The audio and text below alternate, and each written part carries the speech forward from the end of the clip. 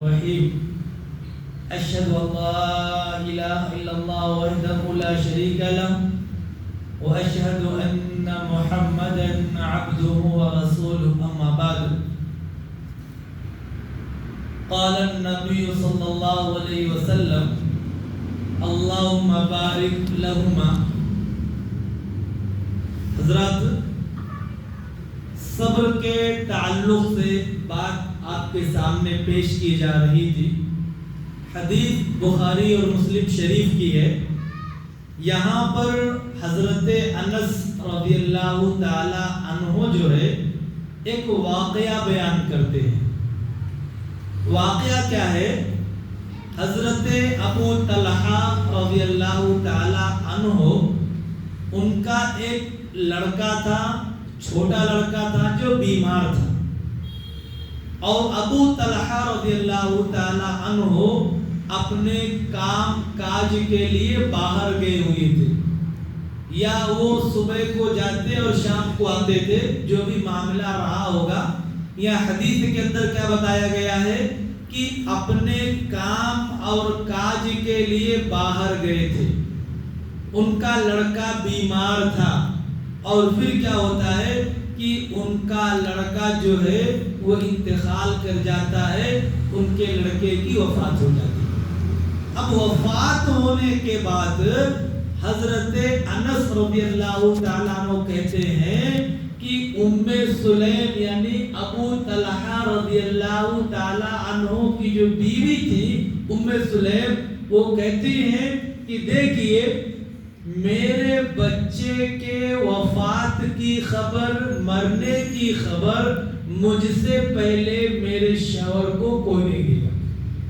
اپنے گھر میں کہہ دیا کہ میرا بیٹا انتقال ہو گیا ہے نا، اس چیز کی خبر مجھ سے پہلے میرے شوہر کو، ابو طلحہ کو کوئی نہیں دے گا. اس کے بعد کہتے ہیں کہ حضرت ابو طلحہ رضی اللہ تعالیٰ عنہ جب واپس آئے تو انہوں نے پوچھا اپنی بیوی سے کہ بچے کی حالت کیسی ہے، بچہ کی طبیعت کیسی ہے. تو ام سلیم نے کیا جواب دیا کہ پہلے سے زیادہ ٹھیک ہے. کیا کہا؟ یہ نہیں کہا کہ مر گیا، کہا کہ پہلے سے زیادہ ٹھیک ہے. حدیث کا لفظ کیا ہے؟ ہوا اسکن ما کان، یعنی پہلے سے زیادہ اچھا ہے. اس کے بعد دیکھیے حضرت ام سلیم رضی اللہ تعالیٰ عنہ کہتی ہے کہ ان کے لیے میں نے رات کا کھانا لگایا. رات تھی، رات کا کھانا لگایا. رات کا کھانا کھانے کے بعد انہوں نے اپنے شوہر کے لیے بناؤ اور سنگار کیا اور ان کے قریب گئی. اور پھر اس کے بعد کیا ہوتا ہے کہ جب دیکھا حضرت ابو طلحہ رضی اللہ تعالیٰ عنہ مکمل طور سے کھا لیے ہیں، آرام سے ہیں، جو سفر کی تھکان پریشانی سب ختم ہو گئی ہے، تب کیا کہتی ہیں حضرت ام سلیم رضی اللہ تعالیٰ عنہ کہ اے ابو طلحہ رضی اللہ تعالیٰ عنہ، اگر آپ کے پاس کوئی آدمی امانت رکھ کر کے جائے کہ یہ میری امانت آپ رکھ لیجئے، اور جب وہ آدمی آپ کے پاس اپنی رکھی ہوئی امانت کو واپس لینے کے لیے آئے گا تو آپ کیا کریں گے؟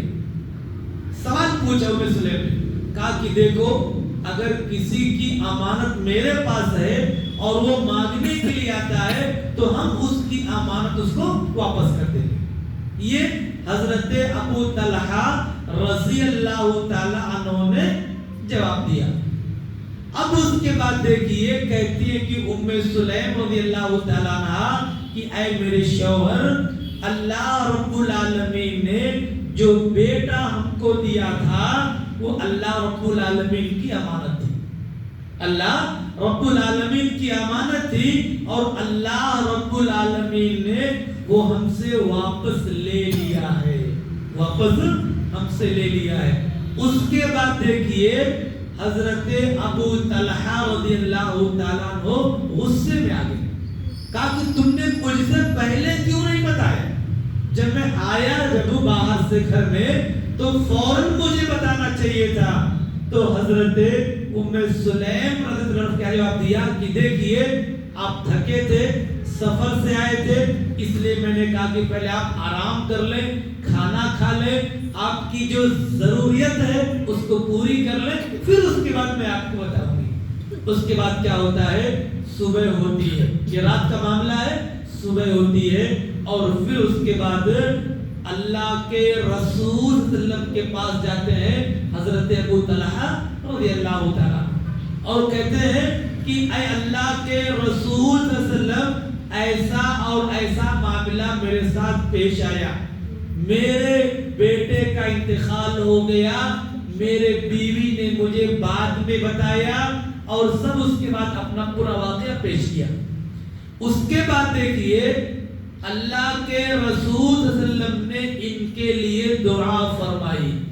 دعا جب فرمائی ان کے لیے تو پھر ان کے پاس حدیث کے الفاظ ہے فَرَأَيْتُ تِسْعَةَ أَوْلَادٍ كُلُّهُمْ قَدْ قَرَأُوا الْقُرْآنَ، یعنی من اولاد عبداللہ المولود، مسلم شریف کی روایت۔ ایک بچے کے انتقال ہونے پر ام سلیم نے صبر کیا، حضرت ابو طلحہ رضی اللہ تعالیٰ عنہ نے صبر کیا، اللہ رب العالمین نے اس کے بدلے، کیونکہ جب آپ کے پاس گئے نا حضرت ابو طلحہ تو آپ نے ان کے لیے دعا کی تھی، کیا کہا تھا؟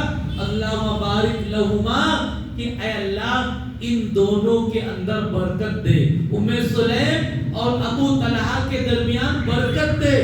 انہوں نے ایک بچے کی وفات پر صبر کیا ہے، برکت دے۔ اب اس دعا کا نتیجہ یہ ہوا کہ حضرت ابو طلحہ رضی اللہ تعالیٰ عنہ کو 9 اولاد ہوئی، سب لڑکے، 9 اولاد، اور کہتے ہیں سب کے سب حافظ قرآن۔